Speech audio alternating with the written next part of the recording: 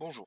Alors, à la demande de certains, et même si ça avait été fait avant ce confinement, je vais revenir sur les fonctionnalités de base d'Excel pour vous aider à réaliser votre laboratoire sur la loi d'Ohm. Alors, on va expliquer comment est-ce qu'on fait un tableau, comment est-ce que on joue sur les cellules, comment réaliser des graphiques et interpréter légèrement les résultats. Alors, la première chose que l'on va faire, c'est rentrer les différentes euh, colonnes du tableau. Alors ici, je vais partir du principe que je vais fixer une résistance R, faire varier U et mesurer les intensités qui vont en fonction. Alors, on va déjà fixer la résistance R. Alors on va l'appeler, on va dire qu'elle vaut, mettons, 69 ohms. Hop, insérer un symbole, ohm. Voilà, après c'est de la déco, hein, mais c'est pour faire un peu joli quand même. On va avoir besoin dans notre tableau d'une valeur U mesurée en volts. On va également avoir besoin d'une colonne I mesurée en ampères. On va avoir besoin d'une colonne I théorique pour comparer aux valeurs mesurées. On va l'appeler ITO en ampères également. Et ensuite, on va pouvoir comparer les deux I mesurés et théoriques ensemble en calculant l'erreur absolue et l'erreur relative qui sont évidemment sans dimension. Alors on va jouer un petit peu sur la largeur des colonnes pour avoir quelque chose de joli. Voilà, voilà, voilà. Alors ici je vais tricher un petit peu, je vais directement aller mettre en milliampères parce que je sais, pour avoir un petit peu fait les calculs avant, que ça va être trop de zéro. Donc on va le mettre en milliampères pour avoir quelque chose de correct. Encore écarter un peu la cellule ici. Voilà, voilà. Alors, les U mesurés, ben ça c'est les valeurs de U que vous avez repérées en tournant le bouton sur l'alimentation. Alors ici, je vais tricher un peu, hein, mais je vais dire qu'on a eu 1, 2. Alors ensuite, je vais augmenter à 3, 4, 5, 6, 7, 8, 9, 10. Alors pour augmenter d'un pas de 1, je mets 1, 2. Je sélectionne les deux cas, je me mets dans le fond à droite. J'étire jusque 10. Voilà. Alors, ensuite, je peux calculer les valeurs du courant théorique que j'aurai en faisant les calculs. Donc pour ça, je vais taper dans ma commande Excel égal. Alors, je sais que U est égal à R fois I. Donc I est égal à U sur la valeur de la résistance. Alors, je vais tout de suite fixer la valeur de la résistance parce que sinon, quand je vais vouloir étirer les calculs, la valeur de la résistance va s'étirer, ça va fausser tous les calculs. Donc, pour fixer une case, je vais l'inscrire entre dollars. Hop, ici, dollar D, dollar 3. Ce qui fait que quand je vais étendre la sélection, C5 va passer à C6, C7, C8, C9, C10, etc. Mais la case D3, elle sera verrouillée. Enter. J'ai oublié de multiplier tout par 1000 pour l'avoir en milliampères. Donc pour ça, on n'oublie pas de mettre deux parenthèses pour bien figer le calcul. Et de multiplier par 1000 pour l'avoir en milliampères.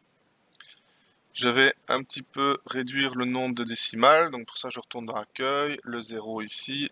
Et je réduis à 3 décimales ou 2, c'est déjà pas mal. Je vais ensuite prendre cette cellule avec son calcul, me mettre dans le fond à droite, la petite flèche a changé, la petite croix pardon. Je vais sélectionner et étirer jusque dans le fond. Et voilà les valeurs des courants théoriques que que je vais obtenir en calculant U est égal à R fois I avec R égale à 69 ohms. Alors je vais faire le tableau, comme ça sera plus joli. Pour faire un tableau propre, je sélectionne toutes les cases de mon tableau comme ceci. Je vais ensuite aller dans Insertion, Tableau, lui dire que mon tableau comporte déjà des entêtes, faire OK, et on voit le tableau qui s'est créé. Alors après, on peut changer les couleurs hein, si vous avez envie, mais bon, moi j'aime bien le bleu, donc on va le laisser en bleu.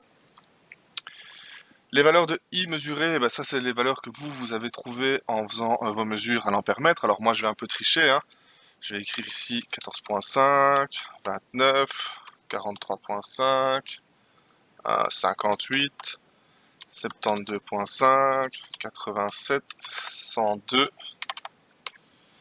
117, 133, 148. Alors il faut imaginer que c'est des valeurs que j'ai mesurées à l'ampère-mètre et que j'ai lues sur mon appareil de mesure.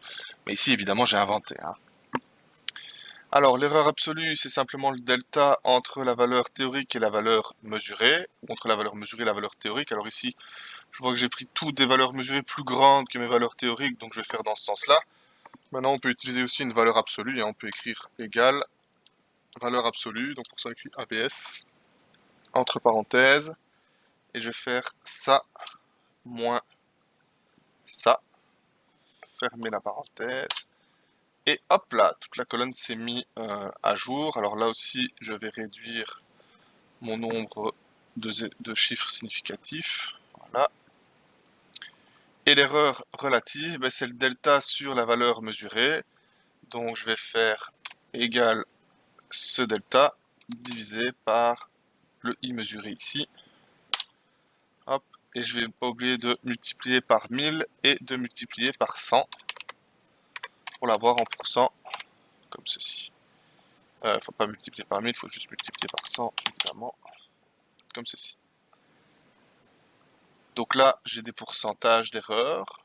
Hop, je vais à nouveau réduire le nombre de chiffres significatifs, hein, ça sera vachement plus beau. Je pourrais même passer à quelque chose comme ça, voilà. Donc là, mon tableau est fait, mes calculs sont faits. Maintenant, il ne me reste plus qu'à mettre tout ça sous forme de graphique et interpréter les résultats. Alors, la première série de graphiques que je vais réaliser, c'est sur les i. D'abord en prenant les tensions, en faisant contrôle et en sélectionnant les i théoriques. Voilà.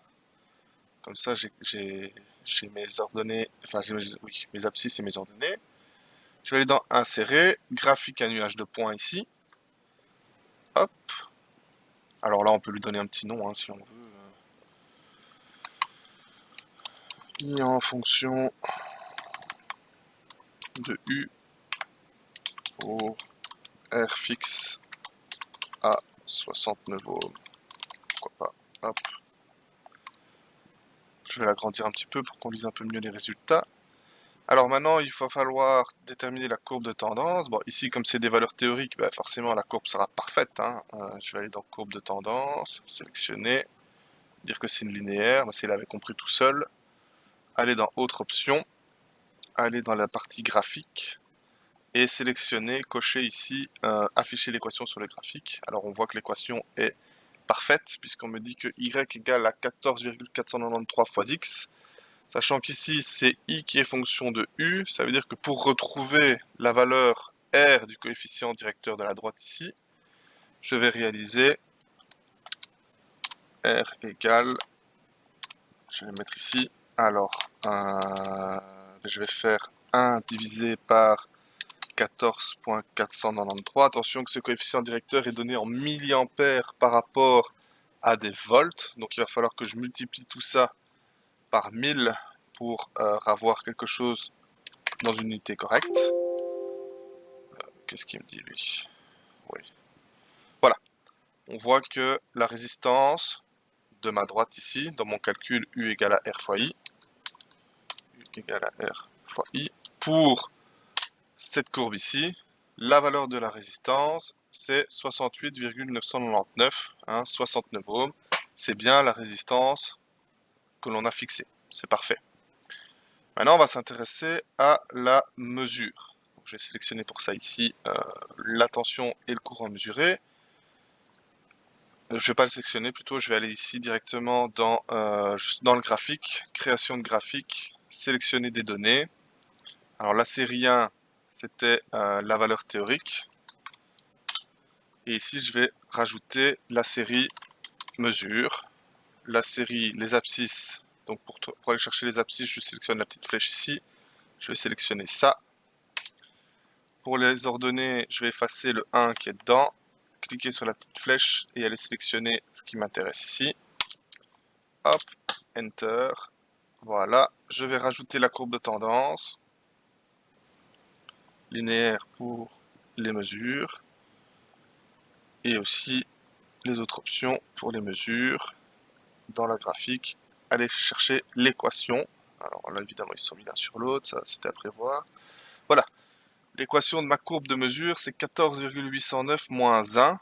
Alors si on fait la pente ici en faisant le même calcul, R mesure, hop, c'est égal à 1 divisé par ce coefficient directeur de la droite 14,809. Et je vais faire le tout fois 1000.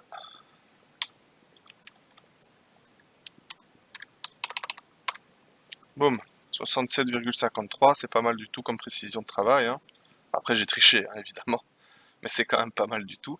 Donc ça veut dire que cette droite de régression, elle a une pente 14,809 qui correspond finalement à une résistance de 67,53. La résistance étant de 69, je ne suis pas tellement loin de la réalité, donc ça veut dire que j'ai plutôt bien travaillé. Ça, c'était pour l'analyse sur les résultats. Maintenant, ce que je vais faire, c'est analyser les erreurs. Alors pour ça, je vais réduire un peu ce graphique-là.